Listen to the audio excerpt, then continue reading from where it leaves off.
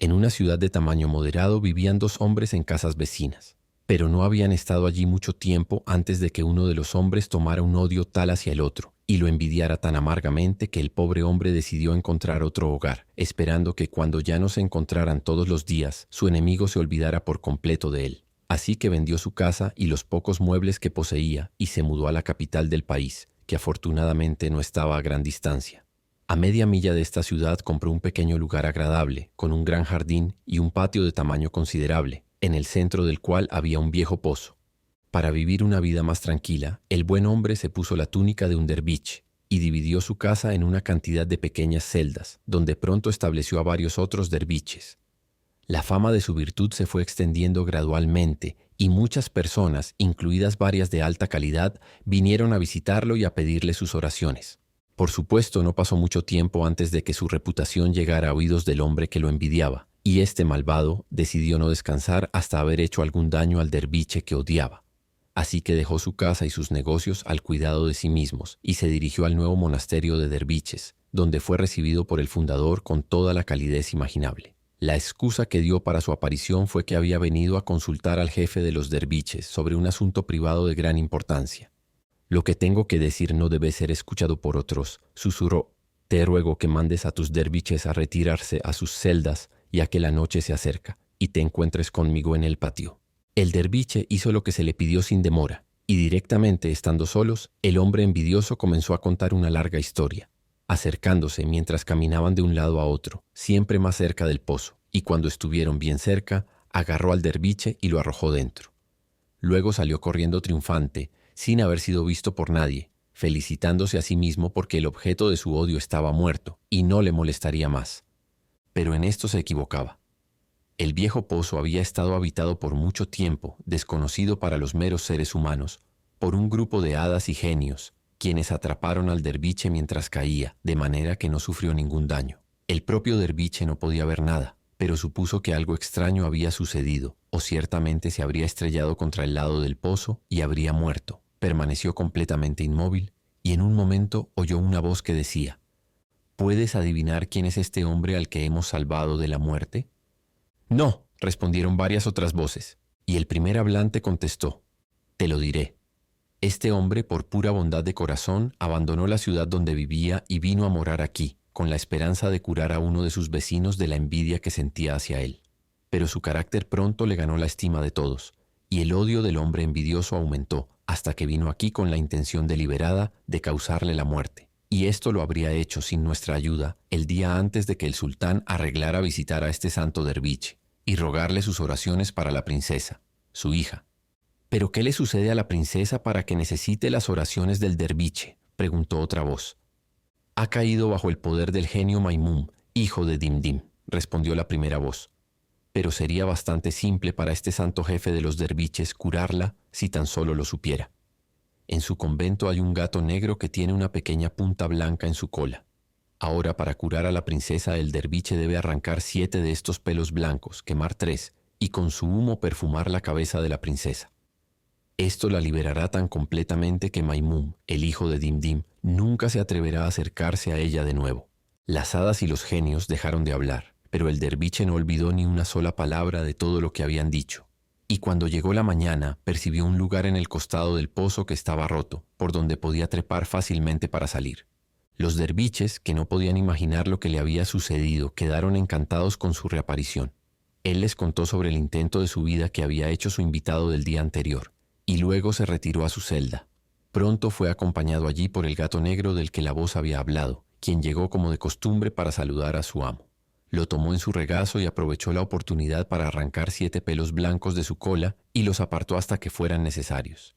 El sol no había subido mucho cuando el sultán, ansioso por no dejar nada sin hacer para liberar a la princesa, llegó con una gran comitiva a las puertas del monasterio y fue recibido por los derviches con profundo respeto.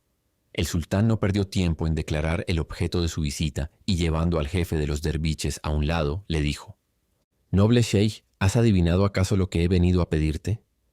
«Sí, señor», respondió el derviche. «Si no me equivoco, es la enfermedad de la princesa lo que me ha procurado este honor». «Tienes razón», respondió el sultán, «y me darás nueva vida si puedes, con tus oraciones, liberar a mi hija de la extraña enfermedad que se ha apoderado de ella. Que Su Alteza ordene que la traigan aquí, y veré qué puedo hacer». El sultán, lleno de esperanza, envió órdenes de inmediato para que la princesa partiera lo antes posible, acompañada por su personal habitual de asistentes. Cuando llegó, estaba tan velada que el derviche no podía ver su rostro, pero pidió que se sostuviera un brasero sobre su cabeza y colocó los 7 pelos en las brasas ardientes. En el instante en que se consumieron, se escucharon gritos terribles, pero nadie pudo decir de dónde provenían. Solo el derviche adivinó que eran proferidos por Maimún, el hijo de Dimdim, quien sentía que la princesa se le escapaba. Todo este tiempo ella había parecido inconsciente de lo que estaba haciendo, pero ahora levantó la mano hacia su velo y descubrió su rostro. «¿Dónde estoy?», dijo de manera desconcertada. «¿Y cómo llegué aquí?». El sultán se alegró tanto de escuchar estas palabras que no solo abrazó a su hija, sino que besó la mano del derviche. Luego, volviéndose hacia sus asistentes que estaban alrededor, les dijo: «¿Qué recompensa debo darle al hombre que me ha devuelto a mi hija?». Todos respondieron al unísono que merecía la mano de la princesa. «Esa es también mi opinión», dijo él, «y desde este momento lo declaro mi yerno». Poco después de estos eventos murió el gran visir y su puesto fue otorgado al derviche, pero no lo ocupó por mucho tiempo, ya que el sultán cayó víctima de una enfermedad y como no tenía hijos, los soldados y sacerdotes declararon heredero al derviche para gran alegría de todo el pueblo. Un día, cuando el derviche, que ahora se había convertido en sultán, estaba realizando un recorrido real con su corte, percibió al hombre envidioso entre la multitud. Hizo una señal a uno de sus visires y le susurró al oído: «Tráeme a ese hombre que está allí, pero ten mucho cuidado de no asustarlo». El visir obedeció y cuando el hombre envidioso fue llevado ante el sultán, el monarca le dijo: «Amigo mío, me alegra verte de nuevo». Luego, volviéndose a un oficial, añadió: «Dale 1000 piezas de oro de mi tesorería y 20 carros cargados de mercancía de mis almacenes privados, y que una escolta de soldados lo acompañe a casa». Luego se despidió del hombre envidioso y siguió su camino. Cuando terminé mi historia, procedí a mostrarle al genio cómo aplicarlas a él mismo. «Oh, genio», le dije, «ves que este sultán no se contentó solo con perdonar al hombre envidioso por el intento contra su vida. Le colmó de recompensas y riquezas». Pero el genio ya había tomado su decisión y no podía ser ablandado. «No imagines que vas a escapar tan fácilmente», dijo. «Todo lo que puedo hacer es darte la vida desnuda. Tendrás que aprender lo que les pasa a las personas que interfieren conmigo». Mientras hablaba, me agarró violentamente por el brazo. El techo del palacio se abrió para dejarnos pasar y subimos tan alto en el aire que la tierra parecía una pequeña nube. Luego, como antes, descendimos con la velocidad de un rayo y tocamos tierra en la cima de una montaña. Entonces el genio se agachó y recogió un puñado de tierra, murmuró algunas palabras sobre ella, y después me lanzó la tierra a la cara, diciendo mientras lo hacía: «Abandona la forma de un hombre y asume la de un mono». Cuando terminó desapareció y yo me encontré con la apariencia de un simio y en un país que nunca había visto antes. Sin embargo, no tenía sentido quedarme donde estaba, así que bajé la montaña y me encontré en una llanura que estaba limitada por el mar. Viajé hacia él y me complació ver un barco anclado a medio kilómetro de la costa. No había olas, así que rompí una rama de un árbol y arrastrándola hasta la orilla, me senté encima y usando 2 palos como remos, me dirigí hacia el barco. La cubierta estaba llena de gente que observaba con interés mi progreso, pero cuando agarré una cuerda y me balancé a bordo, descubrí que solo había escapado de la muerte a manos del genio para perecer a manos de los marineros, que temían que trajera mala suerte al barco y a los comerciantes. «Échenlo al mar», gritó uno. «Mátenlo con un martillo», exclamó otro. «Déjenme dispararle con una flecha», dijo un tercero, y ciertamente alguien habría logrado su propósito si no me hubiera arrojado a los pies del capitán y aferrado fuertemente a su vestido. Pareció conmovido por mi acción, me acarició la cabeza y declaró que me tomaría bajo su protección y que nadie me haría daño. Al cabo de unos 50 días, echamos ancla ante una gran ciudad, y el barco fue inmediatamente rodeado por una multitud de pequeños botes llenos de personas, que habían venido tanto para encontrarse con sus amigos como por simple curiosidad. Entre otros, un bote contenía a varios oficiales, quienes pidieron ver a los comerciantes a bordo e informaron que habían sido enviados por el sultán como muestra de bienvenida, y para pedirles a cada uno que escribiera unas pocas líneas en un rollo de papel. Para explicar esta extraña solicitud, continuaron los oficiales, Es necesario que sepan que el gran visir recientemente fallecido era célebre por su hermosa caligrafía y el sultán está ansioso por encontrar un talento similar en su sucesor. Hasta ahora la búsqueda ha sido un fracaso, pero Su Alteza aún no ha perdido la esperanza. Uno tras otro los comerciantes escribieron unas pocas líneas en el rollo, y cuando todos habían terminado, avancé y arrebaté el papel del hombre que lo sostenía. Al principio todos pensaron que iba a tirarlo al mar, pero se tranquilizaron al ver que lo sostenía con mucho cuidado, y grande fue su sorpresa cuando hice señas de que también deseaba escribir algo. «Dejen que lo haga si quiere», dijo el capitán. «Si solo estropea el papel, pueden estar seguros de que lo castigaré por ello. Pero si, como espero, realmente puede escribir, pues es el mono más listo que he visto jamás, lo adoptaré como mi hijo». El que perdí no tenía ni la mitad de sentido. No se dijo nada más, y tomé la pluma y escribí los 6 tipos de escritura en uso entre los árabes, y cada tipo contenía un verso o copla original, en alabanza al sultán. No solo eclipsaba mi caligrafía completamente a la de los comerciantes, sino que es poco decir que jamás se había visto una tan hermosa en aquel país. Cuando terminé, los oficiales tomaron el rollo y volvieron con el sultán. Tan pronto como el monarca vio mi escritura, no se dignó siquiera a mirar las muestras de los comerciantes, sino que deseó que sus oficiales tomaran el caballo más fino y más ricamente enjaezado de sus establos, junto con el traje más magnífico que pudieran conseguir, y vestirlo a la persona que había escrito esas líneas y llevarlo a la corte. Los oficiales comenzaron a reírse cuando oyeron la orden del sultán, pero tan pronto como pudieron hablar dijeron: «Perdón, Su Alteza, por nuestra risa, pero esas líneas no fueron escritas por un hombre, sino por un mono». «¿Un mono?», exclamó el sultán. «Sí, señor», respondieron los oficiales. «Fueron escritas por un mono en nuestra presencia».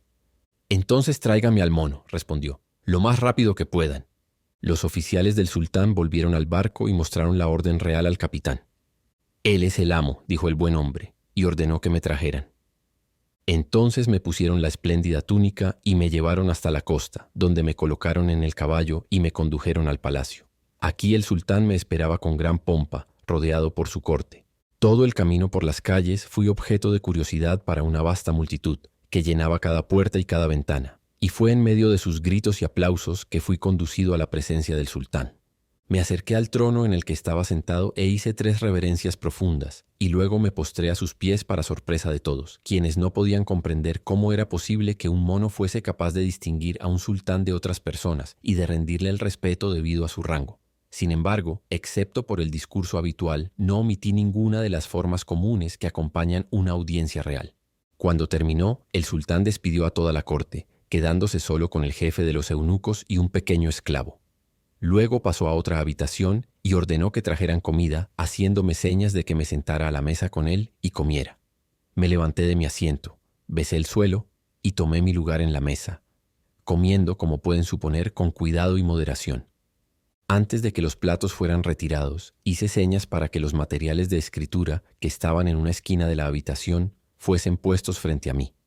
Tomé un durazno y escribí en él unos versos en alabanza del sultán, quien quedó sin habla de asombro. Pero cuando hice lo mismo en un vaso del que había bebido, murmuró para sí mismo: «Vaya, un hombre que pudiera hacer lo mismo sería más hábil que cualquier otro hombre, y este es solo un mono».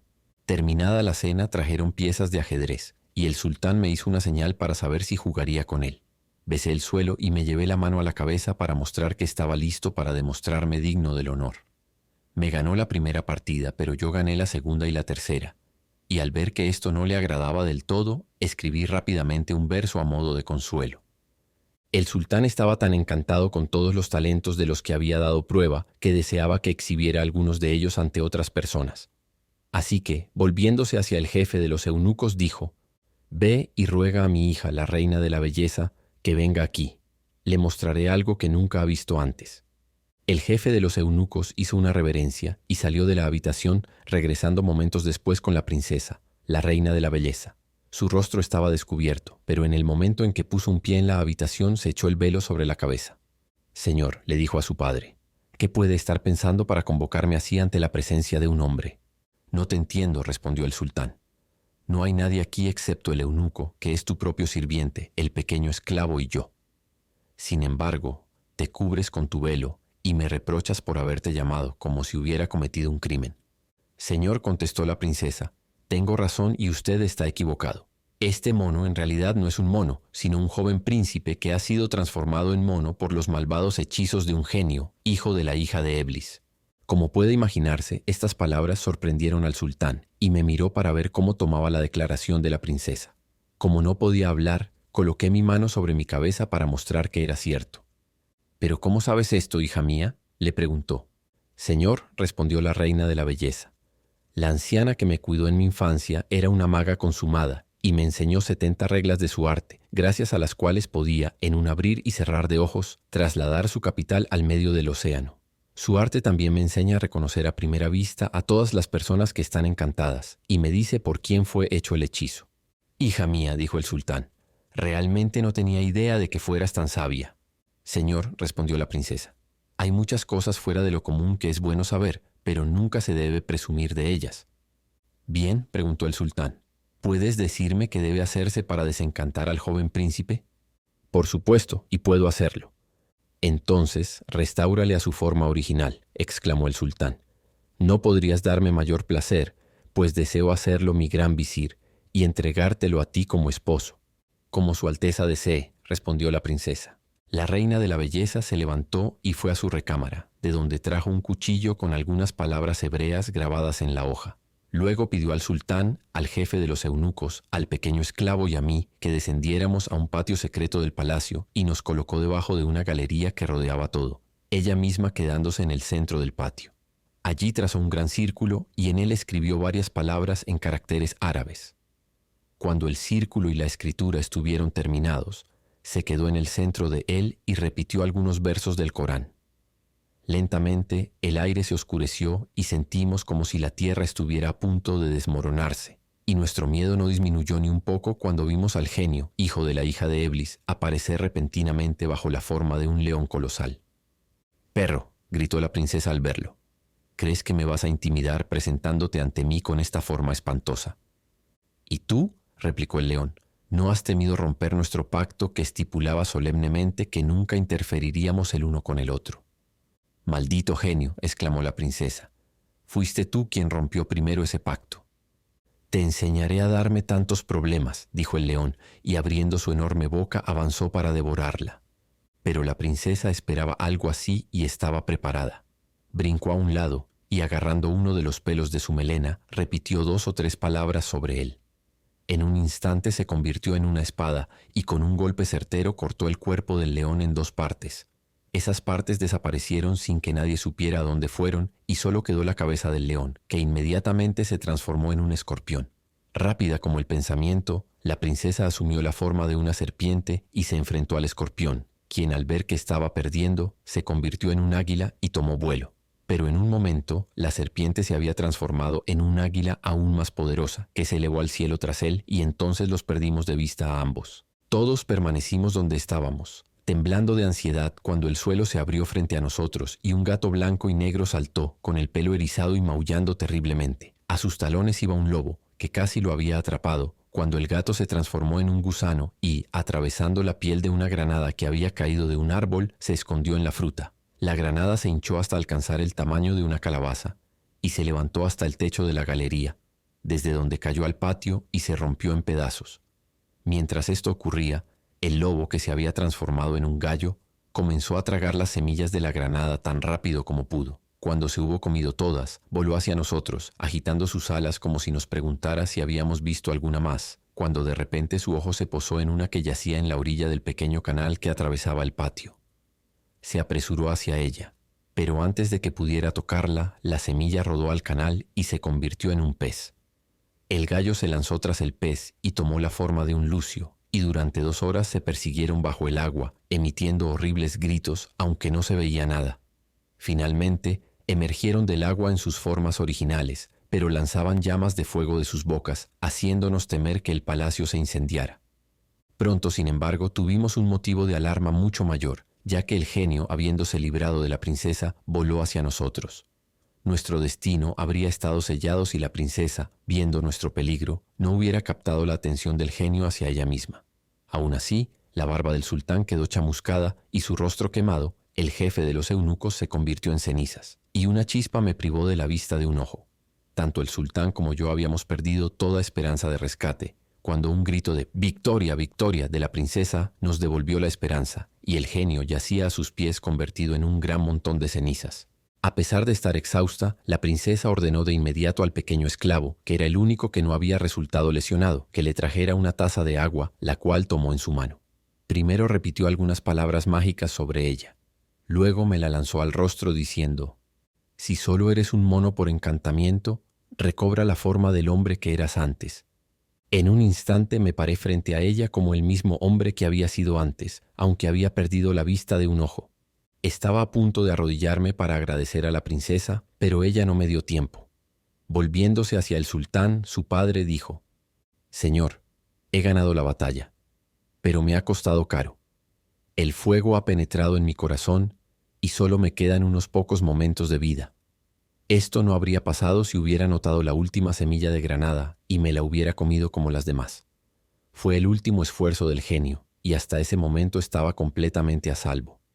Pero al dejar pasar esta oportunidad me vi obligada a recurrir al fuego, y a pesar de toda su experiencia, le mostré al genio que sabía más que él. Él está muerto y reducido a cenizas, pero mi propia muerte se aproxima rápidamente». «Hija mía», gritó el sultán, «qué triste es mi condición. Solo me sorprende estar vivo. El eunuco ha sido consumido por las llamas, y el príncipe a quien has liberado ha perdido la vista de un ojo». No pudo decir más, ya que los sollozos le ahogaron la voz, y todos lloramos juntos. De repente, la princesa gritó: «¡Quemó! ¡Quemó!», y la muerte vino a liberarla de sus tormentos. No tengo palabras, señora, para describirle mis sentimientos ante esta escena terrible. Preferiría haber permanecido un mono toda mi vida que dejar que mi benefactora muriera de esta manera tan horrenda. En cuanto al sultán, estaba totalmente inconsolable, y sus súbditos, que amaban profundamente a la princesa, compartieron su pesar. Durante 7 días la nación entera guardó luto, y luego las cenizas de la princesa fueron enterradas con gran pompa, y se levantó un magnífico sepulcro sobre su tumba. Tan pronto como el sultán se recuperó de la grave enfermedad que lo había asolado tras la muerte de la princesa, me mandó llamar, y de manera clara, aunque cortés, me informó que mi presencia siempre le recordaría su pérdida y me suplicó que abandonara su reino inmediatamente, bajo pena de muerte si alguna vez regresaba. Por supuesto, debía obedecer, y sin saber qué sería de mí, me afeité la barba y las cejas y me puse el atuendo de un calenda. Después de vagar sin rumbo por varios países, resolví venir a Bagdad y solicitar una audiencia con el comandante de los creyentes. Y esa, señora, es mi historia». Entonces el otro calenda contó su historia.